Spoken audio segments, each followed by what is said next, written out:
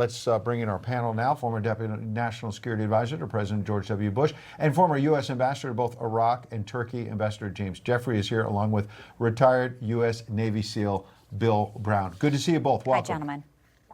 Great to be here. Thank you. Mr. Ambassador, you first. Obviously, we can talk about the threat to the homeland, which is real right now, but your sense of how Operation Epic Fury is going and what needs to happen next from a diplomatic standpoint, given your background, sir. Thanks for having me on. The campaign, in a military sense, is going well.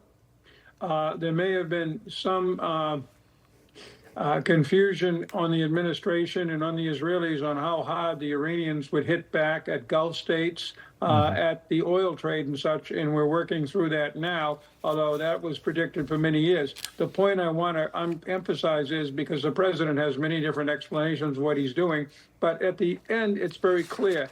He wants to eliminate the threat of Iran to the region, a threat we have been experiencing, for years on the ground, as I'm sure Mr. Brown as well, throughout the region, undercutting countries such as Lebanon, such as Iraq, Syria, Yemen, and tying up from the period October 2023 to last June, much of our U.S. Navy, much of our Air Force and Army Air Defense. We can't keep doing this. Iran has to either accept a diplomatic solution that will make it no longer a threat, that's getting rid of nuclear weapons and missiles, or they're going to be taken away. And right now, the Trump administration with the Israelis is doing the latter. If Iran wants to do a deal, that's fine. But otherwise, we're just going to bomb our way to the point where they can't do much anymore. That is the mission. Thank you, Ambassador. And to put another layer to this today, Bill, you have the saber rattling. You have the President Pezeshkian saying to state-run media and also various wire services, the more pressure they impose on us, the stronger our response will naturally be, claiming Iran won't bow easily. But there's also other higher-ups in Iran who are completely contradicting him.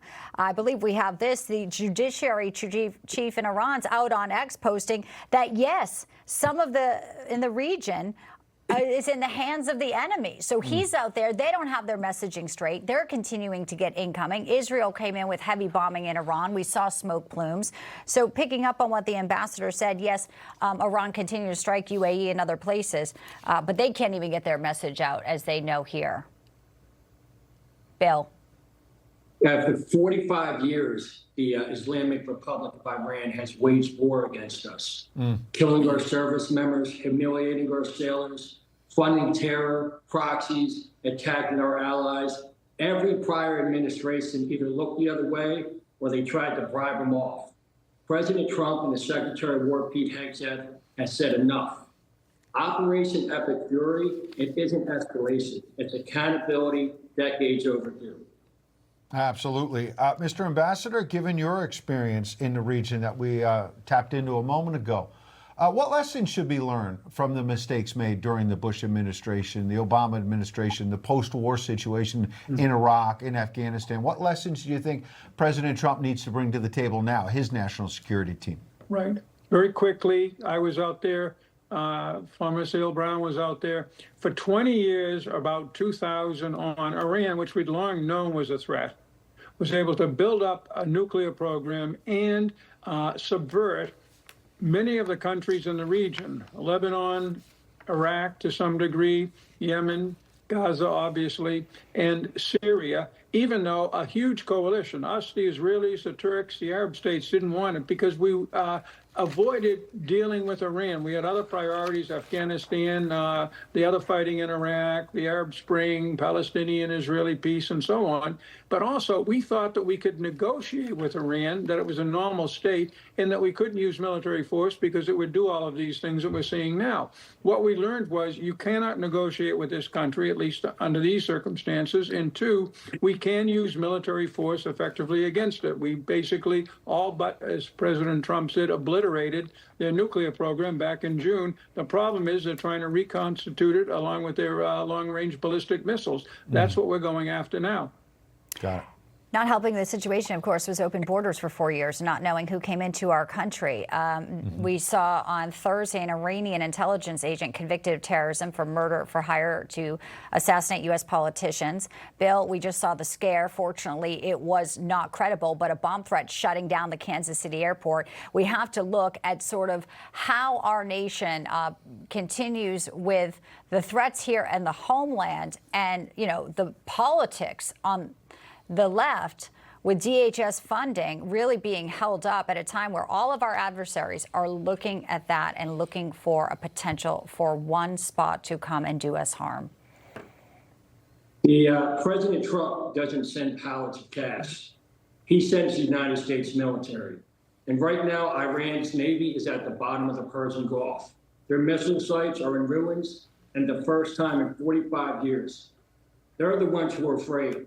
Not Americans anymore. We're sending a message. President Trump and the Secretary of War are sending a message. The days of exporting terror and horror are over. Yeah, absolutely. I think you make an important point. We're not seeing Democrats get behind this military mission, though. Like you just said, in terms of Iran, is the one that's on defense right now. And Ambassador Jeffrey, I'm also curious your take on how Turkey will play into this. Obviously, President Trump says we're not going to have the Kurds going in, but as the former ambassador to Turkey, President Trump has really been able to thread the needle there with Erdogan, NATO member, but obviously a major player in all of this. So as we look towards the coming maybe 4 to 6 weeks, as we're told, this is it. How would you see some of the diplomacy there and President Trump able to triangulate those in the Gulf who are with us and those who maybe are a bit more thorny? Yeah, it's an important point. First of all, Turkey is suffering less from all of this than almost any other country in the region. That makes it, how can I put it, calmer. Erdogan really values his relationship with Trump. It's quite strong. Erdogan has been very effective working with us on Ukraine, where its position is closer to Trump's than any other NATO country. The Caucasus, Gaza with Trump's phase 2 to get the demilitarization of Hamas, and to some degree with Iran. There are a few frictions, but they're under control. Remember, there are NATO facilities, including an important NATO radar in eastern Turkey that basically is helping the defense of the whole system. And of course, the Iranians fired a missile at our Incirlik base in Turkey several days ago. It was intercepted by, we think, one of our ships. Got it. Ambassador and Bill as well. We appreciate your insight. Thanks for coming on.